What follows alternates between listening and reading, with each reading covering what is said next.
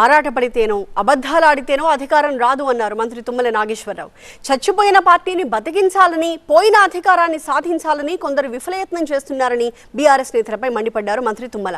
అయితే బీఆర్ఎస్ నేతలు కేంద్రంతో పోరాడాలని సూచించారు.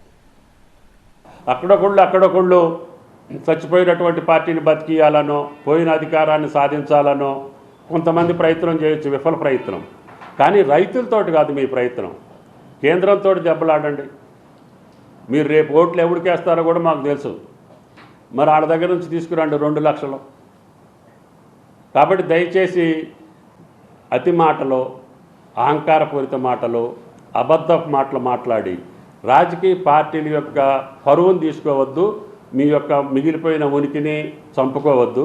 మీ యొక్క ఆతృత ఏంటంటే 2 సంవత్సరాలకి ఇంత కంగారు పడి, ఎంత ఆతృత పడి, ఎంత ఆరాటపడి అధికారం కావాలనుకుంటే ఎండమామలను చూసి మీరు నీళ్ళు అనుకొని ఉరుకులు పరుగులు తీసినట్టు ఉంటుంది. కాబట్టి ఆ 2 పార్టీలకు విజ్ఞప్తి చేస్తున్నా, ఆరాట పడితే అధికారం రాదు, లేకపోతే అబద్ధాలు ఆడితే అధికారం రాదు, లేకపోతే అనుకోని పనులు నేనే చేస్తానంటే నీకు అసలు హక్కే లేదు. మిమ్మల్ని కాదనే మీ నొక్కుడు చూసే, మీ తోపుడు చూసే, మీ పంపకం చూసే మిమ్మల్ని ఎక్కడ కూర్చోబెట్టాలో అక్కడ కూర్చోబెట్టారు కదా.